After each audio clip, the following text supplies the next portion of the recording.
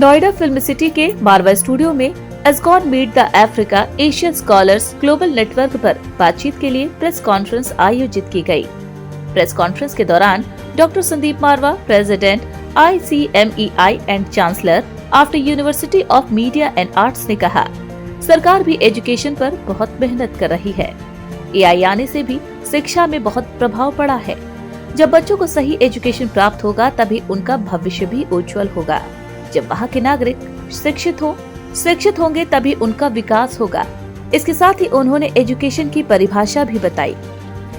बता दें कि मोहम्मद अब्दुल देवाले संस्थापक आसगॉन ने संदीप मारवा का धन्यवाद किया और इंडिया, अफ्रीका, ऑस्ट्रिया जैसे तमाम देशों को साथ बैठकर शिक्षा को बेहतर बनाने पर जोर देने के लिए सुझाव भी दिया।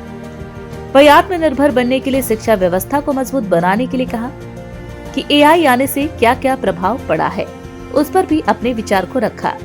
बता दें कि कार्यक्रम के अंत में डॉक्टर संदीप मारवा द्वारा मोहम्मद अब्दुल दिवाले को किताब भेंट किया गया।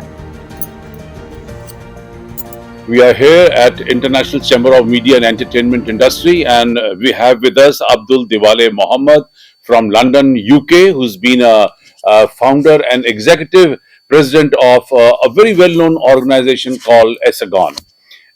We've been working together on education for the whole world as such, because we believe that if there is anything which is very important today, it's the education. And you know it that we've been in education for almost 31 years. We have 17 different colleges and a university called AAFT University. We've been very serious in building up the career and the character of the students who are associated with AAFT. AAFT has proved all over the world its caliber, its status, and we have been rated as one of the best institutions in the world. I'm very happy when I met Abdul Diwale in London. We could gel very well in less than a minute, because what I was thinking sitting back at India, he was thinking same thing sitting back in London, UK. We have joined hands together to work together on education.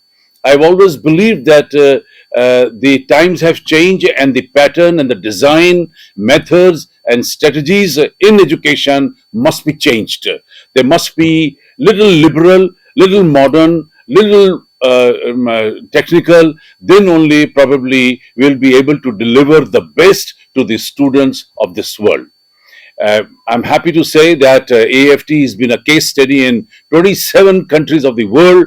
We've been a case study in UCLA. We've been a case study even in a new education policy 2020 in India.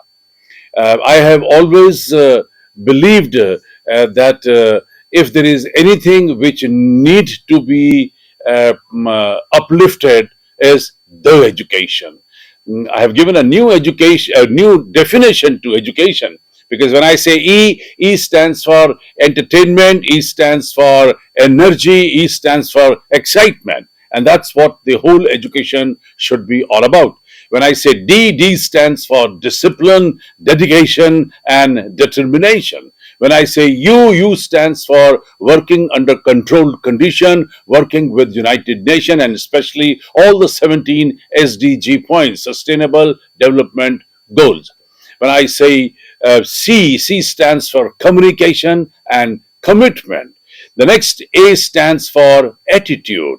The next T stands for techno-savvy, I stands for information, O stands for the overall development of the child, and N stands for being nationalist. And this is what I'm trying to teach, being a mentor and a former president of CEGR, Center for Education Growth and Research, which is the biggest body in higher education. I have been propagating the new definition of education all over India and abroad. Well, I'm also very keen in listening to my dear friend Mohammed Abdul Diwale, who's a very responsible officer and someone who has brought already a big change in education, and he's putting his best to bring best into education. May I request Muhammad Abdul Diwali to Thank please you. speak few words. Thank you very much, Dr. Sandeep Marwa, and thank you all, and also those who are listening to this wonderful day, I will call it. This is today is the 28th, am I right? Yeah, 28th of December. It's close to the end of the year. Those who've served the Christmas, now we're all waiting for New Year, and I believe that we look for greater things next year. 2025. 2025 will be a wonderful year because a lot of people, organizations, institutions like that of Dr. Sanmar have been doing great things over the years, like we had over the last 30 years. They've been trying to see how best we can deal with education across particularly developing countries. Now, the Aasgon is called the Africa Asia Scholars Global Network. Why do we set it up? It was in 2010 when we referred back to 1955, which was when they had the Asia Africa Conference in Indonesia. That was in Bandung. We realized there's been a problem, the fact that most of the governments, in fact, even Indonesian government, are already planning for next year, which is 78th anniversary of the Asia Africa Conference.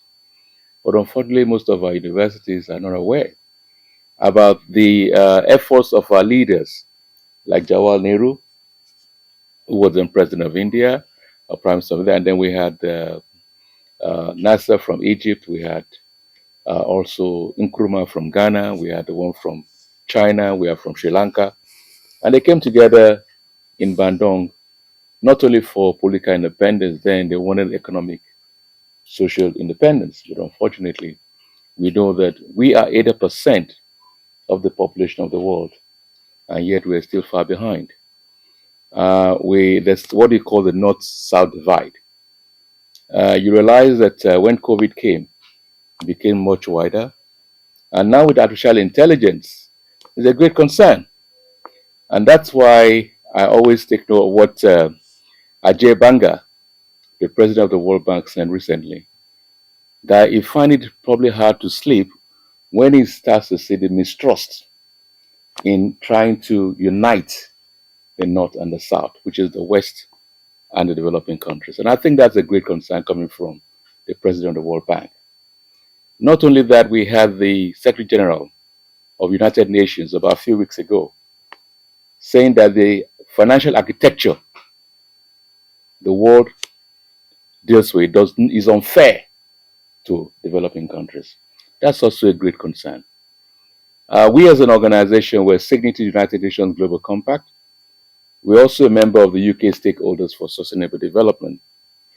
And it was of great concern when in 2018, the World Economic Forum, even though I'm proud that they were bold enough to tell the world that the world is fractured, and that is about 2018. So we ask ourselves, knowing that the world is fractured, what do we do about it?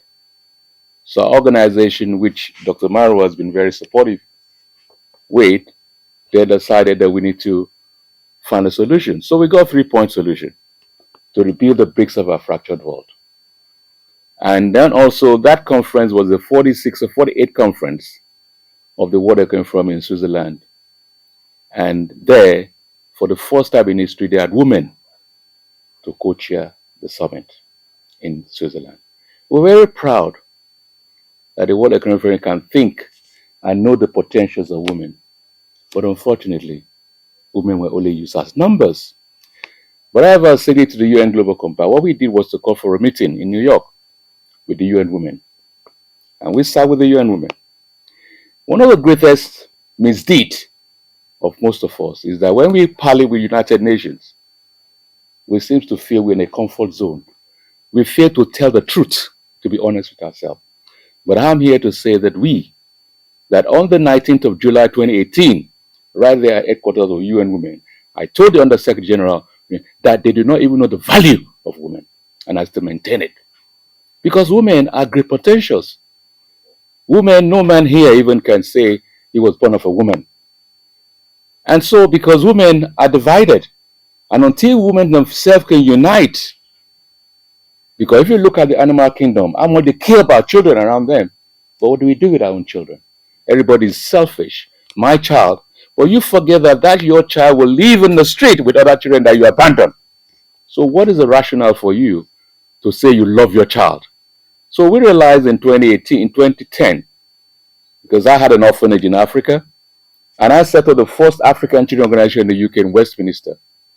And when I realized that we don't care about children all over the world, I then felt that if we have good policies, policies that are diverse, we can actually change the course of history. So then what did we do? We knew it was going to be a hard thing. I've raised over almost 50 million pounds supporting children in my life. But when 2010, I realized that if you see 1,000 children who were suffering, and you take 200 out of it, you believe there will be 800 left. And you assume that some people will have taken another maybe 100 or 200, believing you have maybe about 400 left. Go down there, you see 4,000. So you ask yourself, what have I achieved? These are the things we looked at and we said, look, we need to revert back to what, like Dr. Marwa said. Among the things we said about education, attitude, character is missing in today's world. And without that, they say, what is the point of having gained the whole world and lose your own soul? So, but the point there is that history is coming to be made next year. Because for 14 good years, since 2010, we've done practical research. We are also happy that the first thing we did was to try and what even United Nations lack.